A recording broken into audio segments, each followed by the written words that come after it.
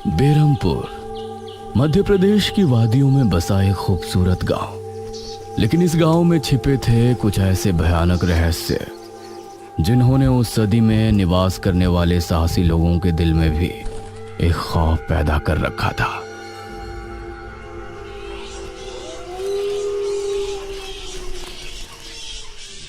आज तो बहुत दिनों के बाद मित्रों से मिलना हो रहा है, बहुत आनंद आएगा।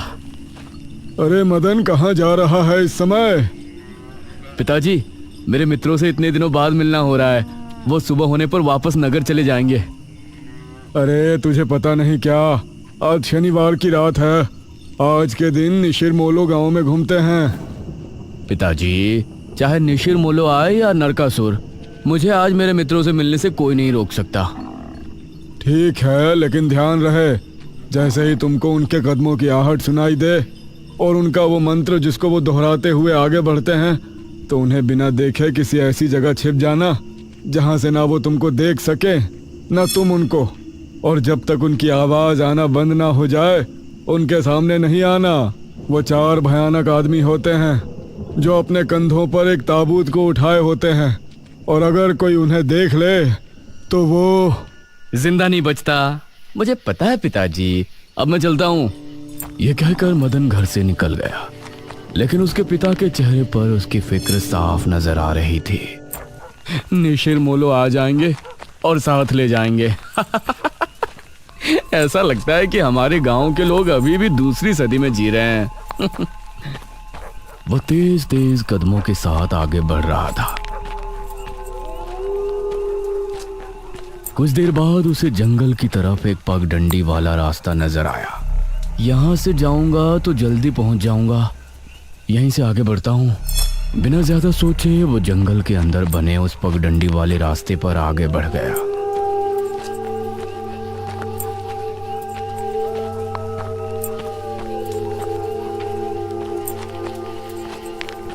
आज तो बहुत मजा आने वाला है, मिलकर खूब मदिरा पान भी करेंगे।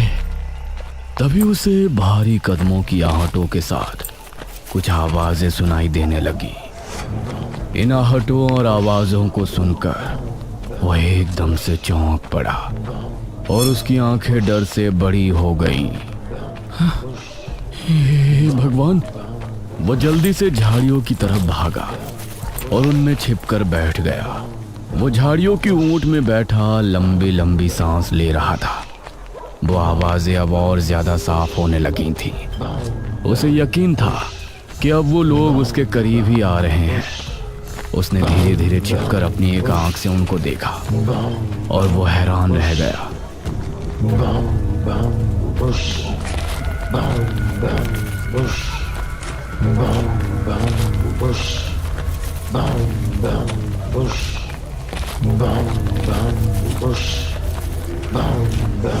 हे भगवान, मैंने इन्हें देख लिया। हाँ। मदन पूरी तरह से झाड़ियों में छिप गया और कुछ देर अपनी सांस तक रोके वहां छिपा रहा। फिर उसने धीरे से झांक कर देखा तो अब वो लोग कहीं नजर नहीं आ रहे थे। लगता है चले गए। वो वहां से निकला और दोनों तरफ देखा तो वहां कोई नजर नहीं आया। शुक्र है भगवान, उसने एक कदम बढ़ाया ही था कि तभी उसे फिर से वही आवाजें अपने ठीक पीछे से सुनाई देने लगी। उसने एक झटके से पलटकर देखा तो वो चारों ताबूत वाले शख्स ठीक उसके पीछे खड़े थे।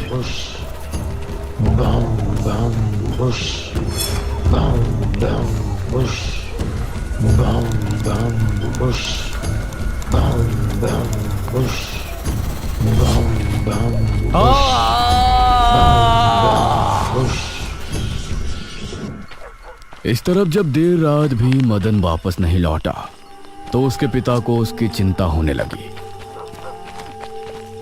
उसने गांव के एक आदमी विपुल को साथ लिया और जंगल की तरफ रवाना हुआ।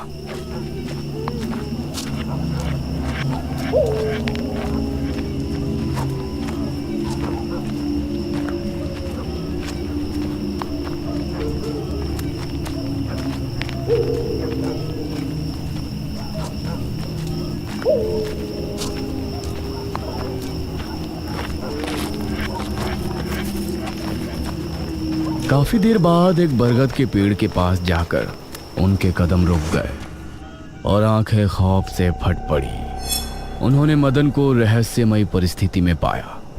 उसके चेहरे पर डर और आंखों में खौफ ऐसा नजर आ रहा था कि जैसे उसने हादसे से पहले बहुत ही भयानक मंजर देखा हो। मदन! 400 साल बाद अंधेरा जंगल, सुनसान रास्ता, चारों तरफ सिर्फ पेड़ पौधे और कोहरा। मेघना उनके बीच अकेली खड़ी थी। कोई है? क्या यहाँ कोई है? उसने कुछ कदम आगे बढ़ाए। उसके सवाल का कोई जवाब तो उसे नहीं मिला, लेकिन कुछ टपकने की टप टप की आवाज अब उसे बराबर आ रही थी। मैं यहाँ क्या कर रही हूँ? कौन लाया है मुझे यहाँ पर? वो खुद को वहां पाकर बहुत परेशान थी। तभी उसने देखा कि कोई चीज उड़ती हुई उसी की तरफ आ रही है। वो उसे हैरानी से देखने लगी। पास आने पर पता चला कि वो कोई विशालकाय भयानक पक्षी था। बचाओ! मेघना उससे बुरी तरह से डरकर भागने लगी और वो उसका पीछा कर रहा था। मेघना ने उसे पीछे पलटकर देखा तो वो उसको पकड़ने ही वाला था, लेकिन तभी मेघना एक पेड़ से टकराई। उसने देखा कि उस पेड़ से हरे रंग का पानी टपक कर नीचे गिर रहा था। मेघना उस हरे पानी को गौर से देख रही थी। तभी अरे ओ मेघना, उठ जा यार, कब तक सोएगी? मेघना आंखें मलते हुए नींद से जागी। उसने देखा कि सुबह के 9 बज चुके थे। ओह शिट, हम तो लेट हो गए। तूने मुझे उठाया क्यों नहीं? मेघना अपनी एक पार्टनर इशिता के साथ दिल्ली में रह रही थी, जहां वो एक लैब में काम किया करती थी। दोनों ने साथ नाश्ता किया और फिर तैयार होकर अपनी लैब के लिए निकल गई।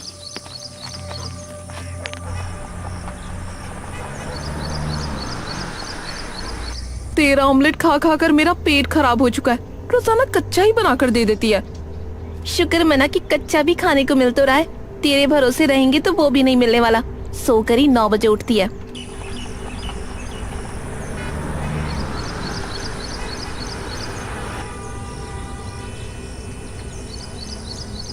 ये दोनों लैब में पहुंची और वहां जाते ही इशिता के पास प्रोफेसर जयदेव की कॉल आई। तुम दोनों ने इस बार बहुत समय ले लिया है। जो एंटीडोट बनाने का काम तुमको दिया था वो पूरा करोगे या नहीं? प्रोफेसर साहब, बस ये समझ लीजिए कि काम होने ही वाला है। आप हमें 3 दिन का समय और दीजिए। ये कहकर उसने कॉल काट दिया। तो इतने दिनों से प्रोफेसर को घुमा रही है, आखिर तो ये एंटीडोट तैयार करेगी कैसे? ये सुनकर इशिता ने एक किताब निकाली।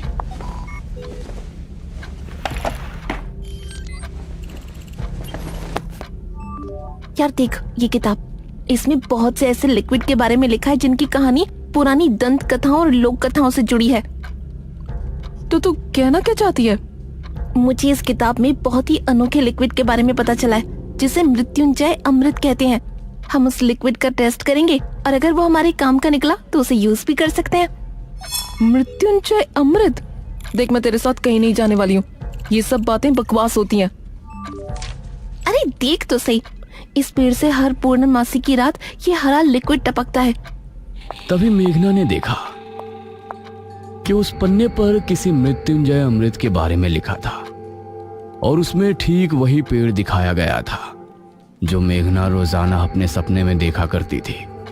मतलब उस हरे पानी की बात ही इस किताब में लिखी थी। हे भगवान, क्यों हिला डाला ना, है ना इंटरेस्टिंग?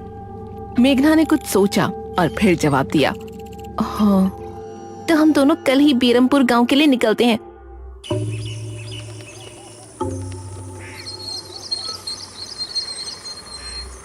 ये दोनों अगली सुबह ही बस से बेरमपुर के लिए निकल गई।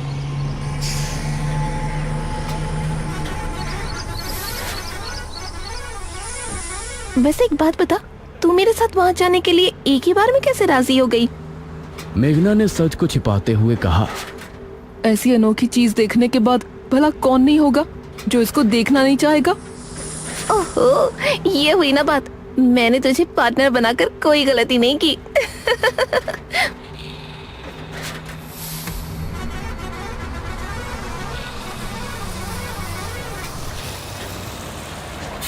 ये दोनों 5 घंटे के सफर के बाद एक जगह उतरी।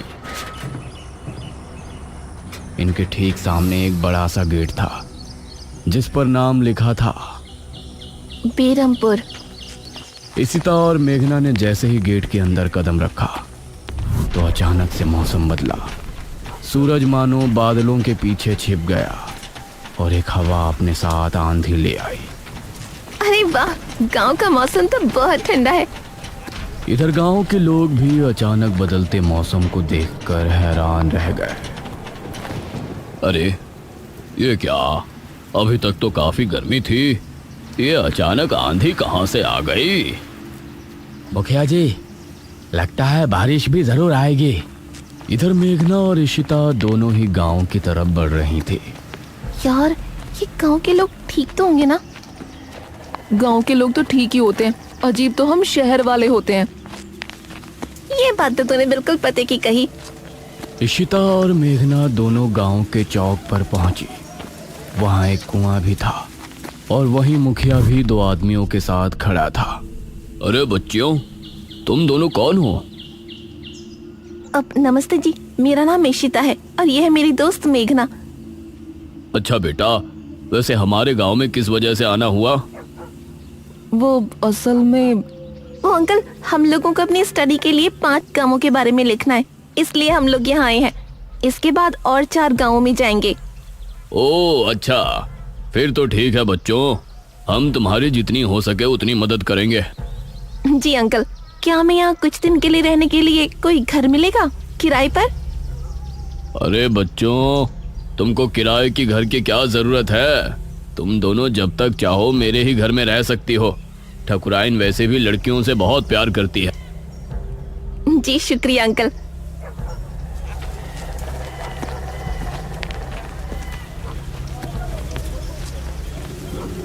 मुखिया इशिता और मेघना को अपने घर ले आया। तभी घर के मंदिर में जल रहा दीपक बुझ गया। अजी सुनती हो ठकुराइन? जी आई। ठकुराइन कमरे से बाहर आई।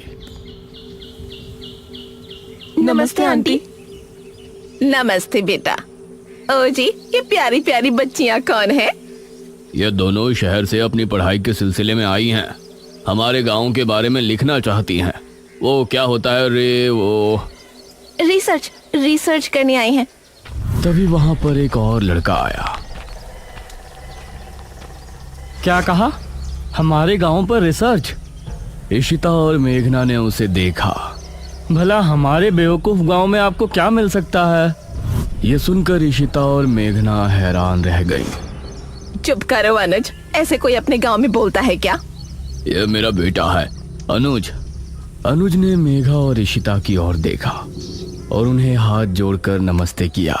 नमस्ते बेटा अनुज, जरा इन दोनों को वो खाली कमरा दिखा दो जो तुम्हारे कमरे के बराबर में है। ठीक है पिताजी, आओ देवियों। देवियों? अनुज कॉरिडोर से होते हुए उनको कमरा दिखाने ले जाने लगा। इसी समय गांव के मंदिर में बैठा पुजारी भगवान की आरती कर रहा था। तभी अचानक से दिया बुझ गया। ये संकेत तो ठीक नजर नहीं आ रहे। हे प्रभु, रक्षा करना। वैसे आप लोगों को रिसर्च करने के लिए यही गांव मिला था? अरे हम लोगों को 5 गांवों के बारे में लिखना है, तो इसीलिए जो भी गांव पास दिखा चले आए। इसके बाद और किसी गांव में जाएंगे। अच्छा, वैसे यहाँ कुछ ऐसा है जो कि रहस्यमय या ऐतिहासिक हो? हाँ है ना, एक राजमहल। राजमहल यहाँ? हाँ, 400 साल पहले जो यहाँ के राजा हुआ करते थे, उनका महल। वैसे अनुज, क्या तुम हमें उस महल में लेकर चलोगे? हाँ, तुम लोग जाना चाहोगी तो जरूर। तो ठीक है, रात को जब सब सो जाएंगे तो हमें वहाँ ले चलना। यह सुनकर मेघना इशिता को हैरानी से देखने लगी। रात के समय तुम लोग मजाक तो नहीं कर रहे?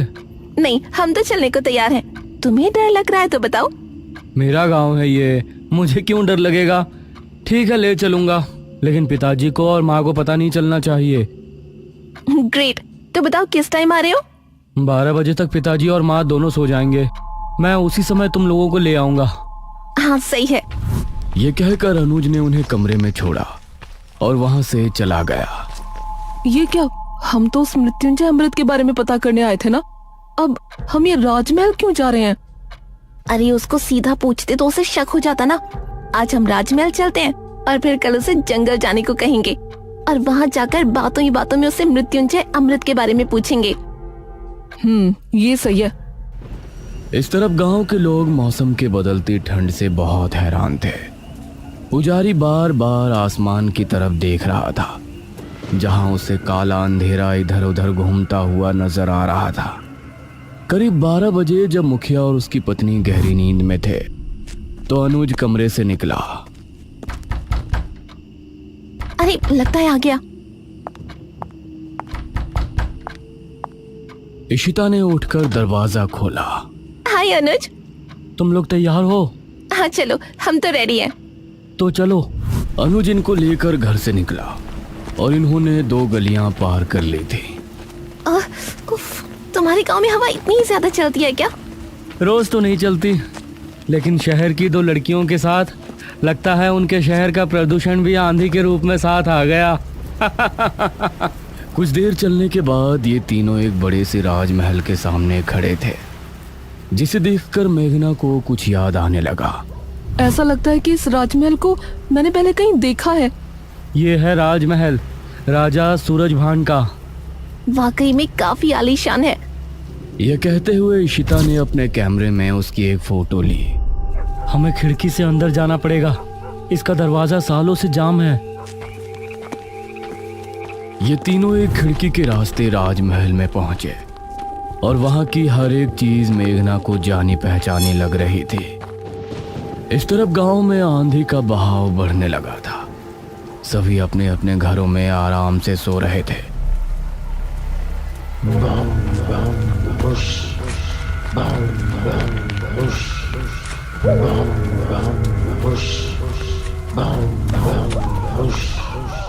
अरे ये आवाज तो निशिरमोलो।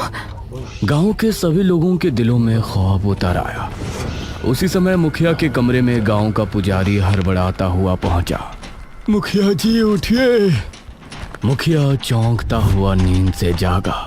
क्या हुआ पुजारी जी, इतनी रात में आप? गांव में निशीर मोलो की आवाज गूंज रही है, सब बहुत डरे हुए हैं। पुजारी जी, ये कैसे हो सकता है? निशीर मोलो यहाँ कैसे आ सकते हैं?